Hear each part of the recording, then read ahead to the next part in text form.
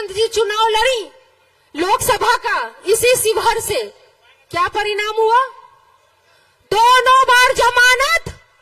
जब घमंड है उधर बाहुबली होने का, तो भैया अगर घमंड है बाहुबली होने का तो वो तो होगा ही, जिसकी वजह से बिहार में कानून बदल जाए, और कानून एक व्यक्ति की वजह से कानून बदल जाए। उस व्यक्ति को अगर बाहुबली का घमंड है तो क्यों नहीं होगा? ये जो कहते हो ना कि रितु जायसवाल में अनुभव का कमी है, तो भैया हमको 17 साल 16 साल जेल में सजा काट के आने का कोई अनुभव नहीं है, और न हमको ये अनुभव चाहकर हमारी सरकार बनती है। तो आज जो तमाम यहाँ पे जनता है या पूरे बिहार की अगर मैं बात करूं, तो वो चीजें मिलेंगी जो उन्होंने कहा ना कि वो 17 महीने तो झांकी था, तेजस्वी जी का मुख्यमंत्री बनना बाकी था। सभी को ये एक उम्मीद दिख रही है कि अगर रितु जायसवाल सांसद बनती है तो ये हो जाएगा, वो हो जाएगा। वो उम्मीद की लहर जो दिख रही है आपके आशीर्वाद के रूप में, मैं कई बार बहुत इमोशनल हो जाती हूँ, मेरी आंखों में आंसू आ जाता है कि आप लोगों की जितनी उम्मीदें हैं, भगवान मुझे वो ताकत दे और आपका वोट मुझे वो ताकत दे कि मैं सदन तक पहुंचूं, तो आपके दिए गए एक एक वोट का मैं मान और सम्मान रख सकूं, बगैर किसी भेदभाव के, बगैर किसी कुएं के घमंड के, मैं सभी को एक बराबर सम्मान दूं। क्योंकि कोई एक व्यक्ति कहीं पर किसी भी जात में खराब हो सकता है, लेकिन इसका मतलब ये नहीं होता कि वो पूरी जात खराब है। ये और बात है कि शिवहर में पिछड़ा की राजनीति करनी है, क्योंकि शिवहर बहुत पिछड़ा है, उसको अग्रणी श्रेणी में लाना है और विकास की श्रेणी में लाना है। विकास के मामले में शिवहर अभी बहुत पिछड़ा है, विकास के मामले में शिवहर को आगे लाने की आवश्यकता है। यहां आने से पूर्व ही आप लोगों ने जिस तरीके से मेरे लिए डिमांड किया था, शिवहर मांगे रितु जायसवाल, शिवहर मांगे रितु जायसवाल, आज रितु जायसवाल यहाँ पे खड़ी है तो आप लोगों के आशीर्वाद और आप लोगों की डिमांड की वजह से खड़ी है। आप लोगों को ये लगा कि अगर घर में चूंकि टिकट जिनको मिला था, मुझे पता है आप सब दहशत में थे कि हे भगवान ये क्या हो गया, ये किसको टिकट मिल गया उधर से एनडीए से, ये घर में मुसीबत आ गई, तो मुसीबत आई तो याद किसको करें? तो जब घर में रात में कोई इमरजेंसी होती है, डॉक्टर की जरूरत होती है, बीमारी होती है, तो किसको याद करते हैं? पड़ोसी को। पड़ोसियों को नहीं याद करते, बाहर वाले को थोड़ी याद करते, बाहर वाला तो आते आते आएगा, और हम तो आधे घर के हैं और आधे पड़ोसी हैं। तो आज हम यहाँ पे हैं, अगला तरह तरह से डरा आ रहा है, कोई मुद्दा तो है नहीं। दोस्ती निभाने के लिए नीतीश कुमार जी टिकट दे दिए, इसके पूर्व में भी 2 बार लवली आनंद जी चुनाव लड़ी लोकसभा का इसी शिवहर से, क्या परिणाम हुआ? दोनों बार जमानत जब्त। नीतीश कुमार जी को भी पता है कि इस बार भी जमानत जब्त होगी, लेकिन सिर्फ दोस्ती निभाने के लिए टिकटवा दे दिए। घमंड है उधर बाहुबली होने का, तो भैया अगर घमंड है बाहुबली होने का तो वो तो होगा ही, जिसकी वजह से बिहार में कानून बदल जाए, और कानून एक व्यक्ति की वजह से कानून बदल जाए। उस व्यक्ति को अगर बाहुबली का घमंड है तो क्यों नहीं होगा?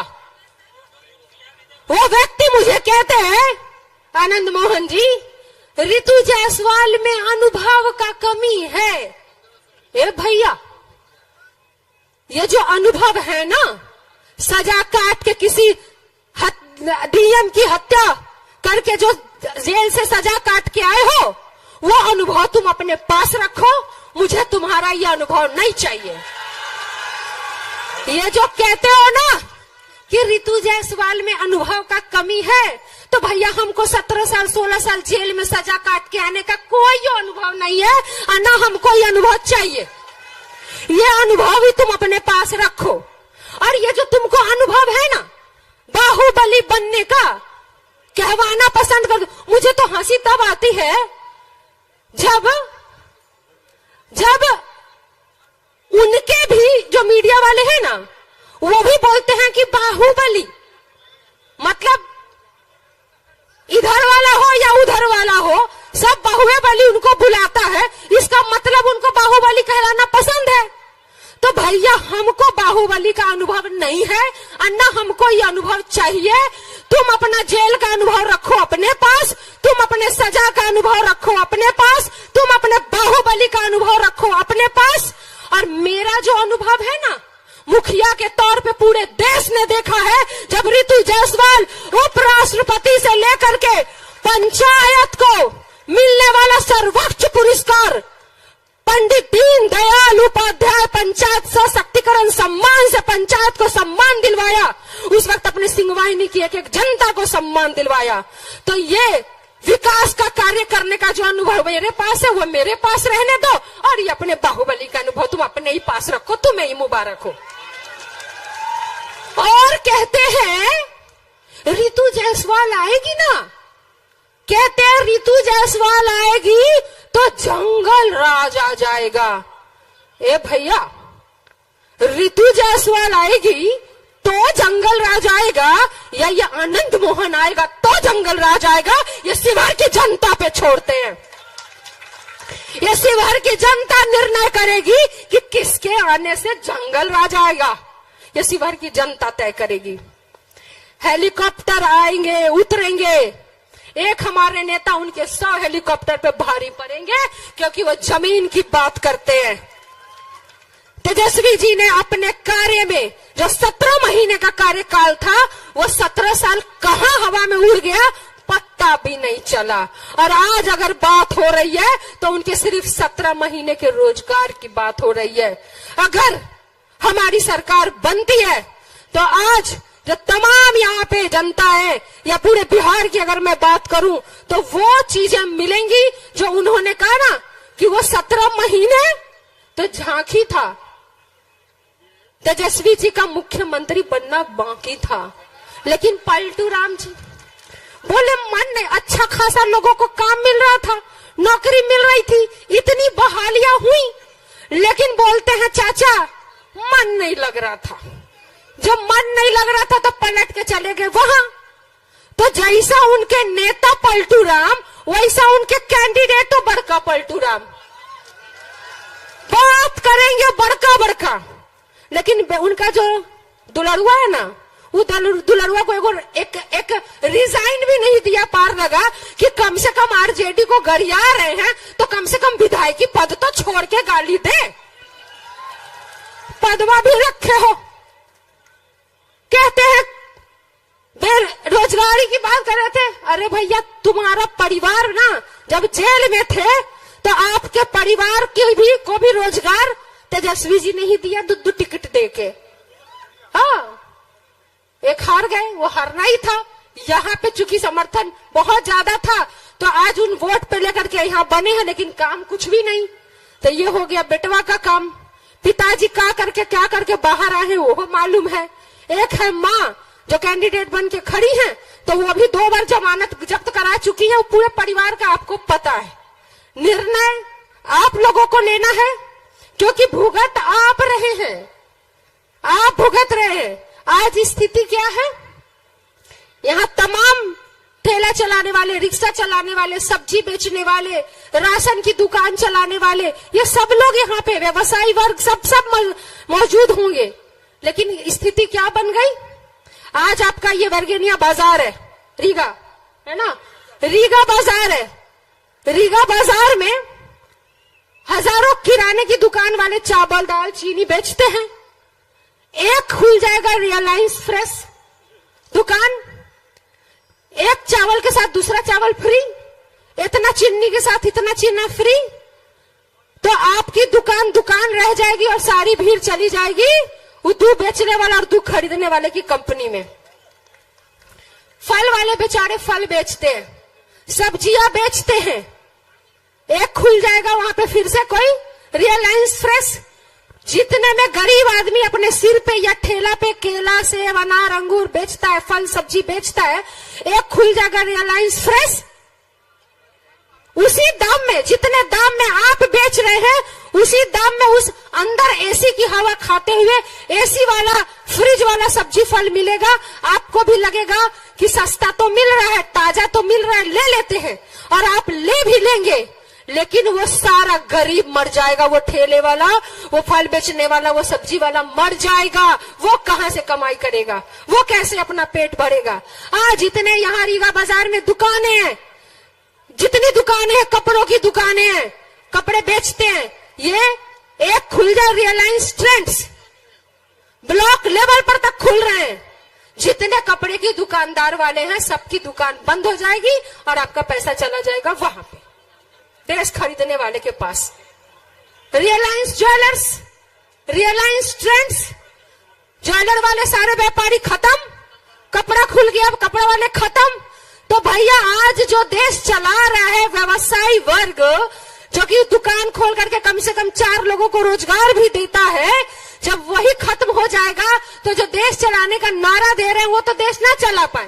एक तरफ कहते हैं हमने 5वें नंबर पे ला करके रख दिया, और दूसरी तरफ कहते हैं 80 करोड़ की आबादी हमारे दिए गए 5 किलो राशन पे निर्भर है। तो भैया प्रधानमंत्री जी, पहले अपना आप देख तो लो कि आप बोलना क्या चाह रहे हो। आप देश को अर्थव्यवस्था में 5वें नंबर पे ला दिए, या 80 करोड़ आबादी को सिर्फ 5 किलो राशन पे ला दिए?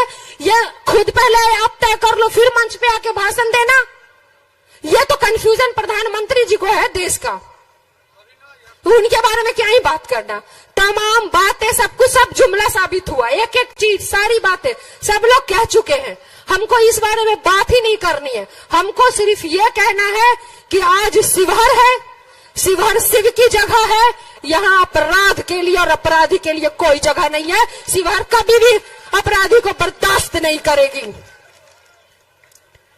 यहाँ पे अभी चल रहा है, चुनावी है, तो उधर के भी नेता आएंगे, बड़े बड़े नेता आएंगे, उतरेंगे, लंबे चौड़े भाषण देंगे। एक जवाब नहीं होगा उनके पास कि रीगा चीनी मिल बंद क्यों हुआ। एक जवाब नहीं, उस पर तो बातें नहीं करेंगे, करना ही नहीं है। या फिर पिछले बार की तरह झूठा जुमला, फिर इस बार झूठा जुमला, फिर वो जब एक फैक्ट्री आप नहीं खुलवा सकते तो पूरा नई फैक्ट्री खुलने का जो थी वो बंद हो गई, तो नया का तो सवाल ही नहीं उठता है। तो सोचना आपको है कि 17 साल की सरकार से और ये डबल इंजन की सरकार से ये पूछते क्यों नहीं है कि तुम्हें वोट यहां चाहिए, और हमारे घर में जब 2 वक्त की चूल्हे जलाने की बात हो तो हमारा बेटा दिल्ली और पंजाब जाएगा कमाने के लिए। ये बात आप पूछिए कि जब तुम्हें वोट यहाँ चाहिए तो हमें रोजगार भी यहाँ चाहिए। ये रीगा चीनी मिल बंद हुआ तो क्या हुआ, और तुम खुलवा नहीं रहे हो तो क्यों नहीं खुलवा रहे हो? कि एम्स जैसा अस्पताल यहाँ क्यों नहीं हो सकता, कि IIM जैसे इंस्टीट्यूशन यहाँ पे क्यों नहीं हो सकते? यहाँ तो ट्रेनें नहीं है। हमको तो शर्मो लग रहा है बोलने में कि कैसे हम कहें कि एयरपोर्ट होगा जहाँ ट्रेनें का इतना बड़ा समस्या है कि एक गरीब जिससे ट्रैवल करता है वो तक वो नहीं मिल पा रहा। ये जनता को समझना है, ये सवाल जनता को करना पड़ेगा। और ये जो भटकाते हैं ना ये लोग, आजकल उन्हें टीम बना बना के गाँव में जाता है, महिलाओं को बोलता है मोदी जी 5 किलो चावल दिए हैं। मोदी जी नहीं दिए। अब चाय बेचने वाले के पास कितना पैसा होगा जो 80 करोड़ को चावल देंगे? ये चावल सरकार देती है आपके पैसे से, और ये सरकार किसी की भी हो वो चावल आपको मिलेगा, चाहे पहले भी मिलता था, मोदी के पहले और मोदी के बाद भी मिलेगा। जिसकी सरकार रहेगी वो गरीबों का अधिकार छीन नहीं सकता, लेकिन उसके साथ जो उन्होंने दिया वो महंगाई दी है। आज एक गरीब परिवार को एक बेटी की शादी के लिए ढोलना बनवाना हो ना, मांग टीका बनवाना हो ना, वो भी सोचता है कि कैसे बनेगा, कर्ज लेना पड़ेगा। बीमार पड़े तो कर्ज लो, बेटी की शादी करनी है तो कर्ज लो, बच्चे को पढ़ाना है तो कर्ज लो, घर में रोटी चलानी हो, चूल्हा जलाना हो तो बाहर कमाने जाओ। तो पूछिए ना वोट मांगने वालों से जो 17 साल से यहाँ पर बैठे हैं और डबल इंजन की सरकार बनके केंद्र में बैठे हैं कि तुम्हें जब वोट चाहिए तो यहाँ पर हमें रोजगार क्यों नहीं देते हो, काम क्यों नहीं देते हो, महंगाई इतनी क्यों है? ये सब आप लोगों को पूछना पड़ेगा। और एक बात मैं लास्ट बता के जाती हूं, चुनाव खत्म होगा, चुनाव के बाद रह जाएगा शिवहर, शिवहर की जनता और शिवहर के द्वारा चुना गया जनप्रतिनिधि, ये तय आपको करना है कि जब आंख बंद करें आप तो किसका जनप्रतिनिधि के तौर पे किसको देखने से आपको सुकून मिलेगा, किसको जनप्रतिनिधि के तौर पे देखने से आपको लगेगा कि ये आएगी तो विकास करेगी, कौन विनाश की परिभाषा लेकर के आया है और कौन विकास की परिभाषा लेकर के आया है, यह आपको सोचना है, आपको तय करना है। सही कहा, यह लड़ाई हथियार वर्सेस कलम की लड़ाई थी और यह हथियार वर्सेस कलम की लड़ाई रहेगी। यह जनता को तय करना है कि वो कलम चुनेगी या अपराध चुनेगी, यह जनता को तय करना है। आशीर्वाद चाहती हूँ, नेता हमारे आ गए हैं।